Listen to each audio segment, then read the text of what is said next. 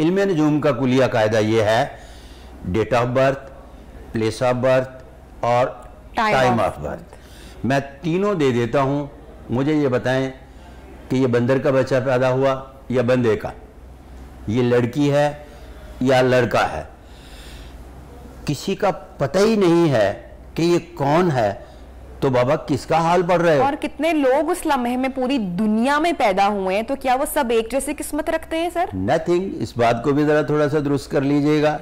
सालों से, सदियों से लोग जो हैं वो बड़ा अट्रैक्ट होते हैं इल्मे नजूम की तरफ भी और हाथों की लकीरों की तरफ भी। बड़े बड़े शायरों ने भी बड़ी बड़ी बातें भी इसके ऊपर कह दी हैं कि भाई फिर उनकी किस्मत का क्या, जिनके हाथ ही नहीं होते तो उनकी भी क्या फिर किस्मत नहीं होती।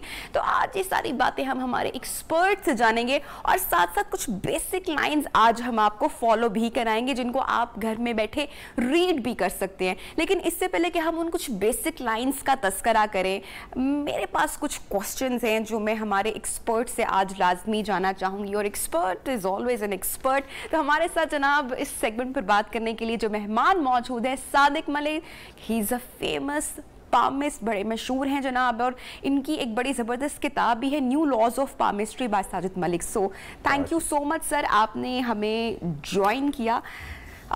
सबसे पहले तो बहुत सारे मिथ्स भी हैं हाथों की लकीरों को देखकर, तो मैं चाहूँगी कि पहले हम ज़रा उन मिथ्स के ऊपर बात कर लें, ताकि जिन लोगों को घर में बैठे डाउट है वो फिर हमारा जो सेगमेंट है ज़रा और इंटरेस्ट के साथ देखें।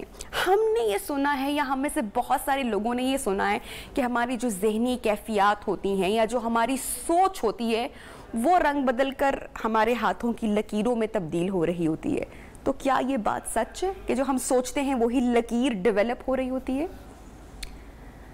फारग रहने वाले हमेशा सोचते हैं कि मैं बादशाह बन जाऊं। अगर सोच से लकीरें बदलती तो हर शख्स इस दुनिया का अमीर तरीन आदमी होता। सब सोचना शुरू कर देते कि मैं अमीर तरीन बनना चाहता हूं, तो वो अमीर तरीन बन जाता। इसका मतलब है कि लकीरें सोच के ताबे नहीं, बल्कि new laws of palmistry by Sadiq Malik palmist जो लिखी गई, ये लकीरों से मैं इसने को कन्वर्ट करके लेके आया हूँ अलामात में, जिसमें 32 राजा योग, 101 गैर मामूली अलामात और फिर उसके बाद वो हाथ है जिन पर इन दोनों की निशानदेही नहीं मिलती। अच्छा। 32 राजा योग में कोई भी हाथ पर योग पाया जाए तो हम कहते हैं कि अगर ये बादशाह पैदा हुआ तो ये बादशाह ही बनेगा। अगर गदागर पैदा हुआ तो गदागर ही पैदा हुआ तो गदागर ही बनेगा। मिसाल के तौर पर आपका जिस घर में पैदा हुई इख्तियार नहीं था, मुकद्दर था। कोई भी शख्स अपनी चाहत से नहीं मरना चाहता। जब वक्त आता है मर जाता है, मुकद्दर है। जब ये दोनों मुकद्दर हैं तो फिर क्या सारी जिंदगी जीना मुकद्दर नहीं है? बीच का सफर भी फिर मुकद्दर होगा। डेफिनेट। अब उस मुकद्दर को चलाने के लिए मोमेंट्स होती हैं। उस मोमेंट्स में फिर जाकर जो है ना, ये आपका सिलसिला शुरू होता है और वहाँ जाकर जो तकदीर है दो हिस्सों में तकसीम हो जाती है। पहली है तकदीर मुअल्लक, अच्छा, जहाँ लकीरें तब्दील होती हैं। अच्छा। और दूसरी है तकदीर मुक़य्यद, जो साइंस तब्दील नहीं होते। अच्छा। बादशाह बादशाह रहेगा, ये तब्दील नहीं हो सकता। ये तब्दील नहीं हो सकता। अब तकदीर मुअल्लक में तब्दीली क्या आएगी कि वो बहुत अच्छे काम करेगा, नामवर बनेगा, वो भी हाथ पर लकीर मौजूद होगी और एक्टिव रहेगा। और बादशाह बनकर भी एक्टिव नहीं रहेगा, ये भी उसके हाथ पर लिखा होता है। इसका मतलब है कि लकीरें इंसान के ताबे हैं, इंसान लकीरों के ताबे नहीं, तकदीर मुअल्लक तक, तकदीर मुक़य्यद तक नहीं। ठीक है। अच्छा सर, तो फिर ये बड़े जो शायरों ने बातें की हैं और हम भी जो अक्सर लोग फिर जब तनकीद करते हैं, आई एम श्योर अभी भी बहुत सारे लोग देख रहे होंगे जो कह रहे होंगे कि फिर जिनके हाथ नहीं होते उनकी किस्मत या उनकी तकदीर फिर कौन बताता है? मैंने इस पर बड़ी तफसील से मुख्तलिफ मैगज़ीन्स में कॉलम लिखे हैं। हाथों की लकीरें और उसके बाद पाँव की लकीरें। अच्छा, पाँव की भी लकीरें रीड की जाती हैं? Same system. अच्छा, 19-20 का फ़र्क नहीं है। जिस तरह से हम हाथों पे अलामात और लकीरें पढ़ते हैं, इसी तरह से पाँव पे लकीरें पढ़ते हैं। लेकिन पाँव के हवाले से एक बात याद रहे, किस्मत तो पढ़ी जा सकती है, तख्लीकी कुव्वत को थोड़ा सा कम करके पढ़ते हैं, इसलिए कि तख्लीकी कुव्वत का मालिक जो है वो अंगूठा होता है जो हज़रत इंसान को ज़ीरो बनाता है। तो इसका मतलब है कि अगर हाथ नहीं है तो फिर पाँव से मुकद्दर पढ़ा जा सकता है। अच्छा, फेस रीडिंग की भी हम अक्सर बात सुनते हैं कि कुछ लोग चेहरे के तासुरात किसी के बड़े अच्छे से, तासुरात पढ़ना तो चले इट्स अ डिफरेंट थिंग, लेकिन क्या चेहरे से भी किस्मत पढ़ी जा सकती है? माथे की लकीरें या कुछ चेहरे की? बड़ा धोखा देते हैं ये, और अक्सर लोग इन्हीं खूबसूरत चेहरों से धोखा खाते हैं, इसलिए इन पर एतबार नहीं करते। हाथ की लकीरें ही देखी जाए वो ही बेहतर है, वो झूठ नहीं बोलेंगी। अच्छा सर, मैं आपसे गुजारिश करूंगी कि जो लोग इस वक्त बड़े डीप इंटरेस्ट से हमारा शो देख रहे हैं, हम ज़रा उनके इंटरेस्ट की भी बात करते हैं, और मैं अपने पैनल से, अपने डायरेक्टर से भी गुजारिश करूंगी कि वो सिर्फ सोलो रखिएंगे हमारा गेस्ट का, ताकि हाथ की लकीर जिसका मैं अभी जिक्र करने जा रही हूँ हमारी ऑडियंस जो है ज़रा वो अच्छे से देख सके। तो सर, क्या हम बता सकते हैं हम हमारी अभी ऑडियंस को कि हमारे हाथ पे वो कौन सी लकीर है जो बताती है कि किसी शख्स की किस्मत में बहुत ज़्यादा पैसा आएगा या वो बहुत अमीर होगा? बहुत सारे लोग आजकल पैसे की दौड़ में चूंकि लगे हुए हैं, अमीर बनना चाहते हैं, सारी दौड़ ही, सारी स्ट्रगल ही, मेहनत है, रिस्क ही है। तो सर अगर आप बताएं कि वो कौन सी लकीर है जो इंडिकेट करती है, और प्लीज अगर आप थोड़ा सा सोलो इनका दिखाइएगा हाथ का। जी सर।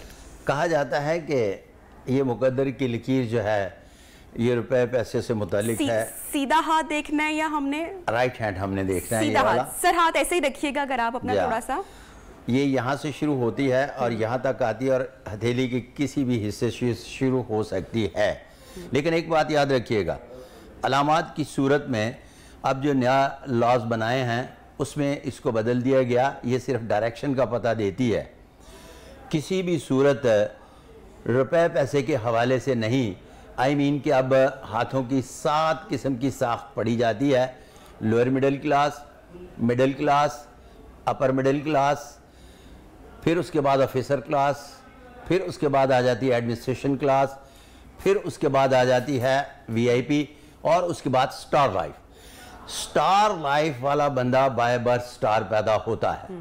इसका मतलब है उसके हाथ पर मुकद्दर की लकीर की कीमत होगी ₹1.10, और वही जब लोअर मिडिल क्लास का हाथ होगा तो लकीर उसी तरह की होगी, तो उसकी कीमत होगी सिर्फ 10 पैसे।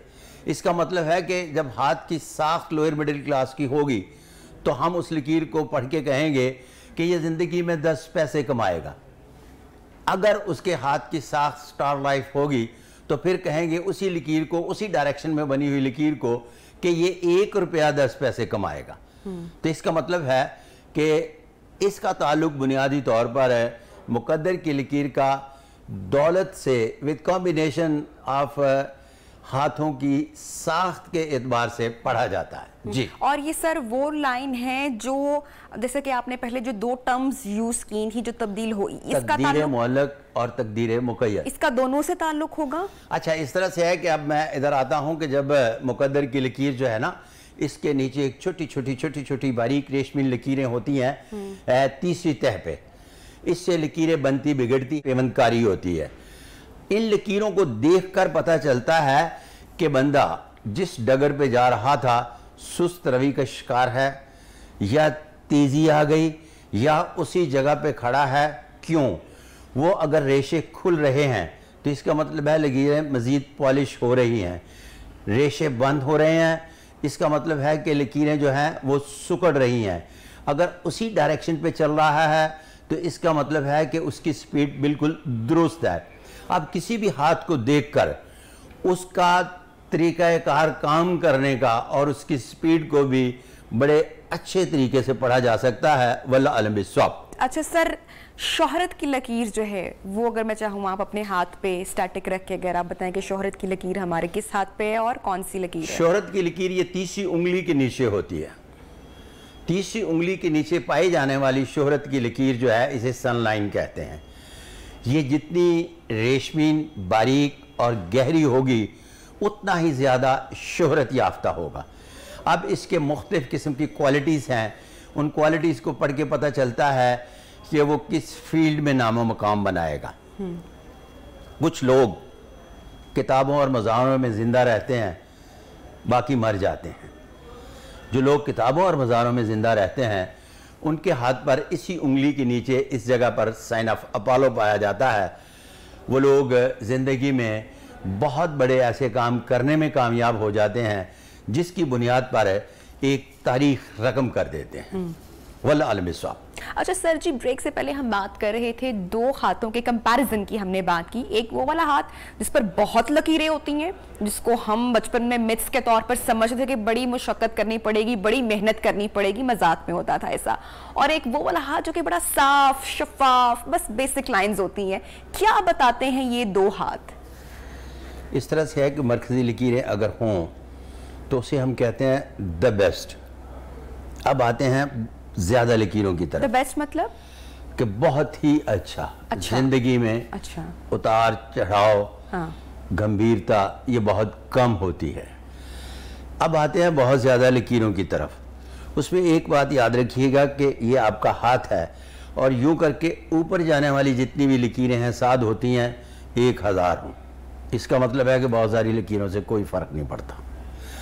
अगर यूं करके ये तिरछी जा रही हों तो ये नहस होती हैं।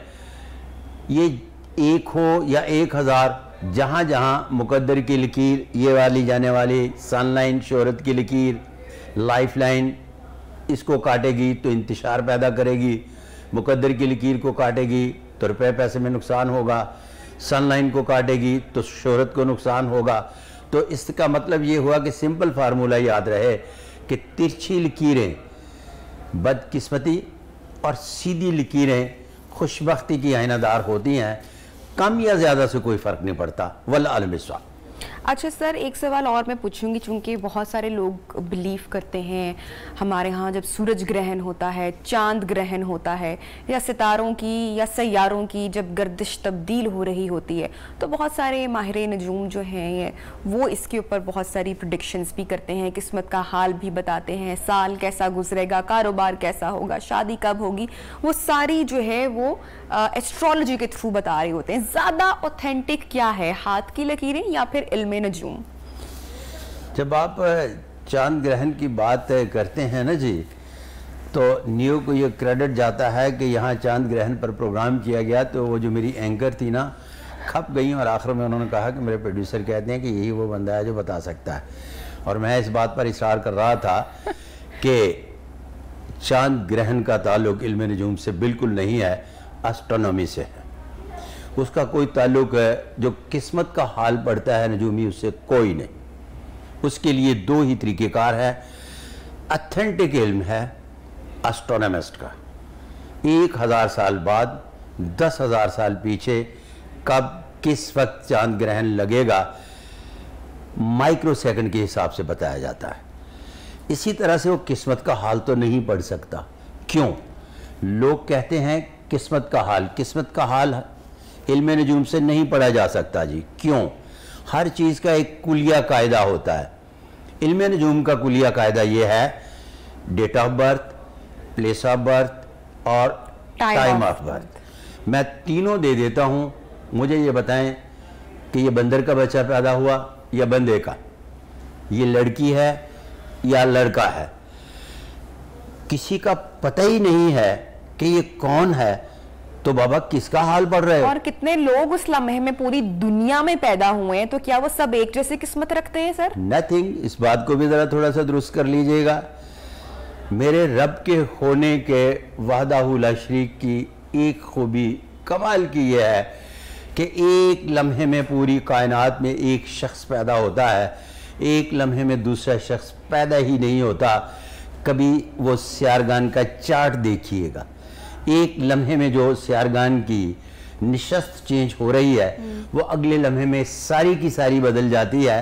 तो इसका मतलब है कि एक लम्हे में पूरी कायनात में जो 700 करोड़ लोग, 800 करोड़ इस वक्त दुनिया में आबाद हैं, वो एक लम्हे जो में एक पैदा हुआ, उस लम्हे में कोई दूसरा पैदा नहीं हुआ। और सर ये नामों के असरात भी होते हैं शख्सियात पर? अच्छा, नामों के असरात के हवाले से ये है कि इल्मुल अदाद का एक इस्लामिक कुलिया है जिससे इस्म आज़म निकालते हैं। उसमें आबी, खाकी, बादी और आतशी असरात को देखते हैं और उसके बाद इस्म आज़म बनाकर पढ़ने के लिए देते हैं। उसका ताल्लुक बुनियादी तौर पर किस्मत से नहीं। और जब इसी को इल्म नजूम के हवाले से कि 1 का सूरज, 2 का कमर, 3 का, 4 का, 5 का, 7 का, 9 का, इस तरह से पढ़ते हैं और टोटल अदद बना के सियारों से मनसूख करते हैं, तो हम इल्म नजूम के तो पहले कुलिये को नहीं मानते, तो ये तो उसकी ज़ैली शाख है। ठीक हो गया। अच्छा सर, दोनों जो हमारे हाथ हैं उनकी अलग अलग लकीरें और ये अलग अलग तो हमें जो है इंडिकेट करती हैं चीज़ें। 35 साल इस पर मैंने काम किया, पता ये चला कि बहुत सारी ऐसी चीज़ें कि इंसान क्या था लेफ्ट हैंड से पढ़ी जाती हैं। कितनी क्वालिटीज़ पाई जाती हैं जिसको एक्सरसाइज करेगा राइट से पढ़ी जाती हैं। लेकिन new laws of palmistry by Sadiq Malik palmist में एक बाकायदा कुलिया कायदा बनाकर दे दिया गया है कि आप राइट हैंड से उसका माजी भी पढ़ सकते हैं, हाल भी पढ़ सकते हैं और मुस्तकबिल भी पढ़ सकते हैं। और जिस तरह से बारीक रेशमी लकीरों के बारे में बताया कि वो करंट अफेयर में फास्ट चल रहा है या स्लो चल रहा है, ये भी राइट हैंड से पढ़ा जा सकता है, तो इसलिए राइट हैंड ही काफ़ी।